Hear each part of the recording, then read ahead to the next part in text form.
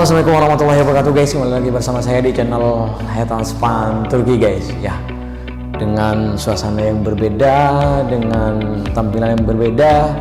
Semoga dengan tampilan yang baru ini kalian semakin betah nonton channel Hayatanspan Turki guys. Oke, by the way, pada kesempatan kali ini guys ya, kita akan sharing nih, kita akan berbicara tentang hal-hal yang normal setelah kita melakukan Hayatanspan.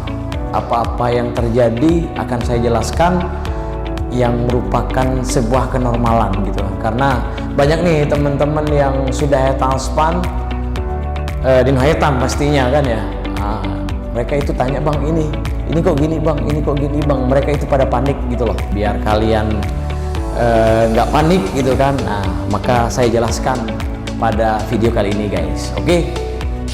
Jadi apa saja sih yang akan terjadi pada diri kalian ketika kalian baru saja melakukan Hayatanspan guys? Oke, yang pertama yaitu rasa pusing guys.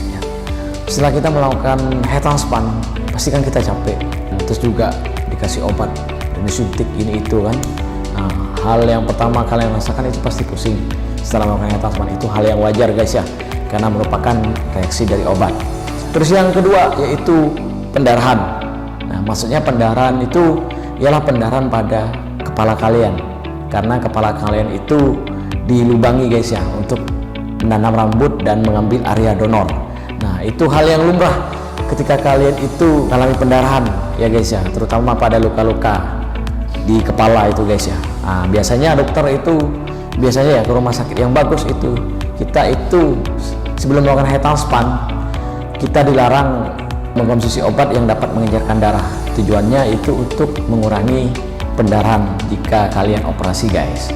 Itu ya yang kedua, pendarahan. Terus yang ketiga yaitu kerontokan guys. Nah, ini yang sering banyak ditanya teman-teman nih, bang kok baru 7 hari ditanam kok udah rontok, kan gitu.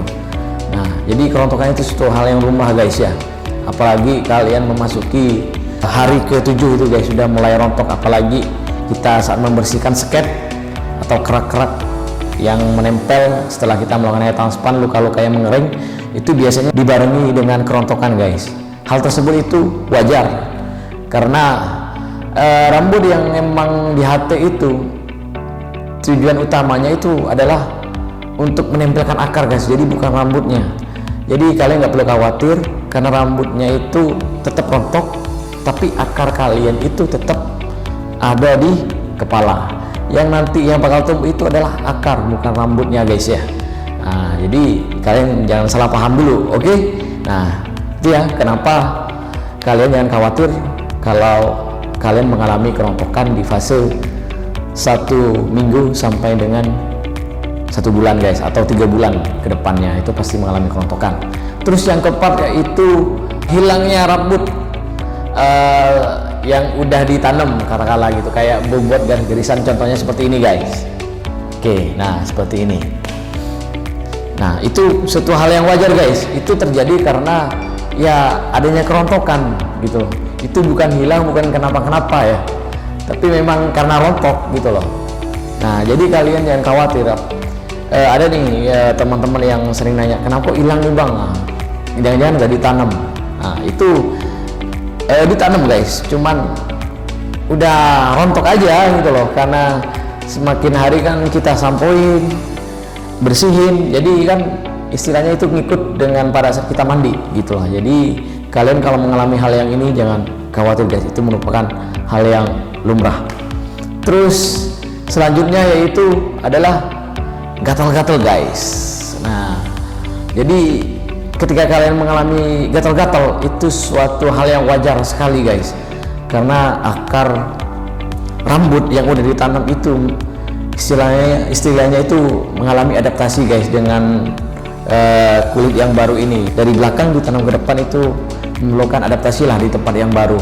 Jadi kalian pasti mengalami gatal-gatal. Terus juga salah satu yang membuat gatal itu juga karena adanya pertumbuhan guys. Nah, saran saya ketika gatal kalian jangan sampai garuk guys, karena ketika kalian garuk kalian nggak bakalan nemu akar dari gatal itu tadi.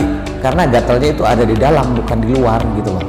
Jadi kalau kalian garuk dan kena ke grafnya, maka itu rontok nggak pada waktunya, itu takutnya nanti akarnya ikut copot guys. Jadi jangan kalian melakukannya, jadi cukup dipegang aja, nah lalu kalian gosok-gosok gitu guys, atau ditekan aja.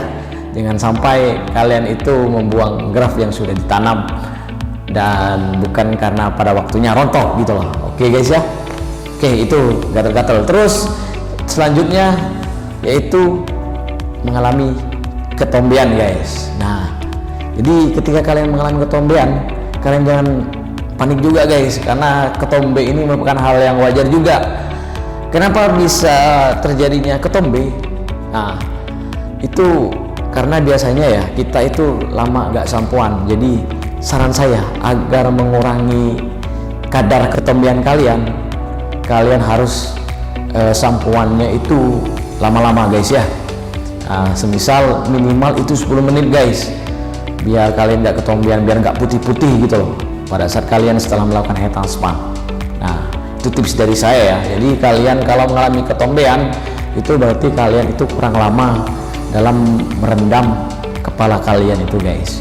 Nah apalagi di awal-awal hair transplant itu pasti kalian mengalami ketombean sih, maka saran dari saya harus lama-lama sampoannya guys ya.